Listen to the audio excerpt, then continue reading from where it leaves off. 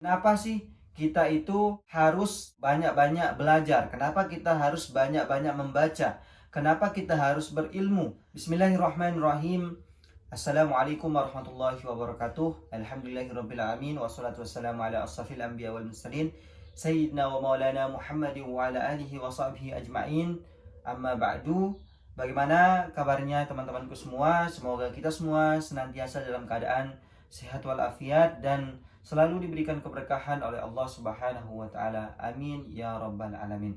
Jadi, hari ini adalah hari kedua saya akan sharing kepada teman-teman semua karena ini adalah bagian dari tantangan untuk diri saya untuk mengembangkan diri saya. Yaitu saya akan sharing hasil daripada bacaan ataupun kajian yang telah saya lakukan.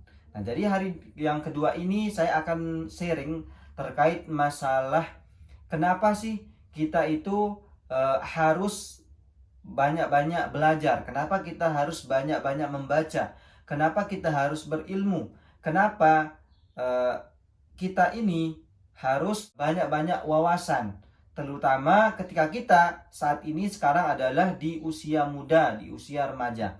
Kita harus memperbanyak ilmu kita, pengetahuan kita, memperbanyak adat kita, memperbanyak pengalaman-pengalaman kita tentunya dengan hal-hal yang positif.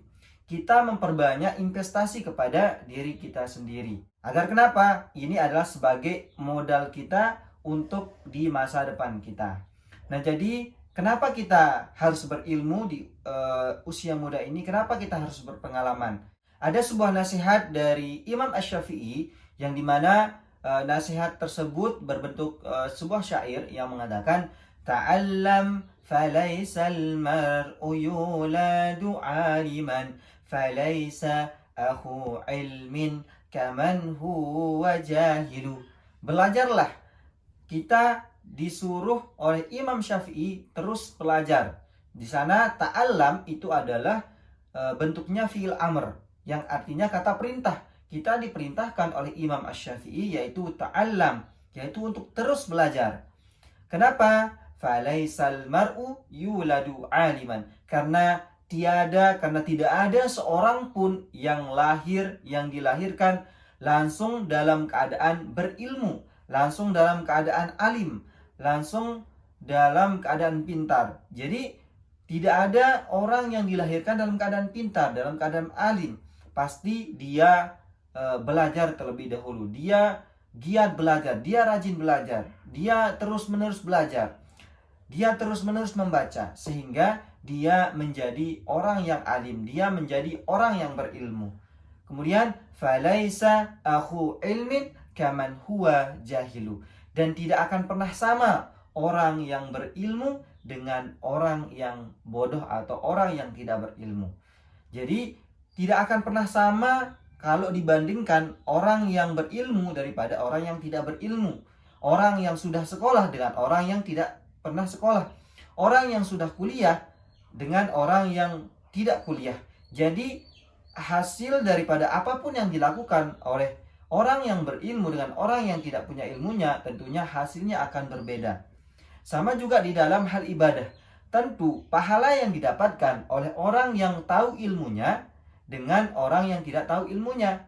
Jadi perlulah kita yang namanya belajar. Bahkan dikatakan dalam suatu kitab bahwa setan itu lebih takut daripada satu orang berilmu ketimbang 1000 orang yang ahli ibadah.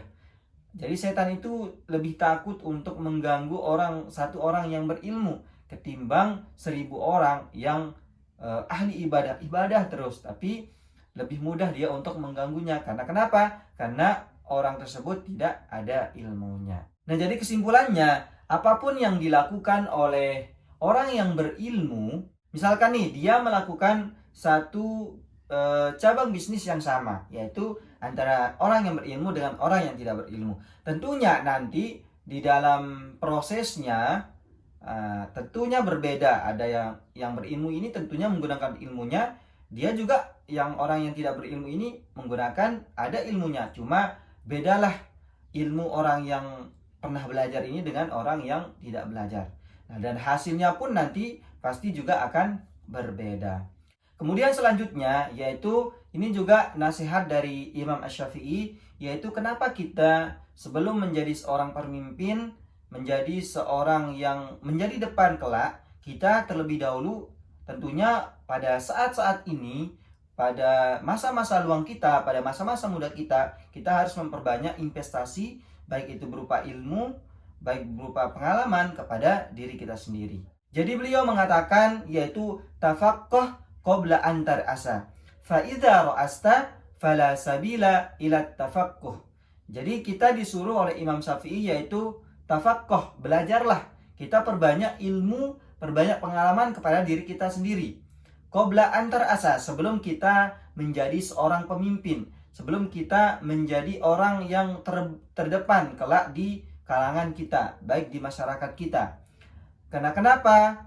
Fa idza ra'asta, karena ketika kita sudah menjadi seorang pemimpin, ketika kita sudah menjadi orang yang terdepan di kalangan masyarakat kita, maupun dimanapun itu, kita menjadi orang yang pertama, menjadi orang yang utama, menjadi yang terdepan, fala sabila ila tafaqquh, maka tidak ada waktu untuk kita belajar lagi, karena kita sudah sibuk di sana sebagai seorang pemimpin. Kita sibuk dengan urusan kita dan kita sibuk dengan hal-hal yang lainnya. Nah, jadi kesimpulannya yaitu marilah kita pergunakan masa muda kita ini untuk memperbanyak investasi kepada diri kita, baik itu dengan ilmu pengetahuan, dengan banyak membaca, dengan investasi memperbaiki adab kita, sopan santun kita, memperbanyak pengalaman-pengalaman kita. Nah, karena itulah semua yang akan menjadi pembelajaran bagi diri kita sehingga menjadikan diri kita menjadi yang lebih baik. Nah, maka dari itu marilah kita sama-sama amalkan nasihat dari Imam Asy-Syafi'i ini. Mungkin kita cukupkan videonya sampai di sini. Sampai jumpa di hari ketiga.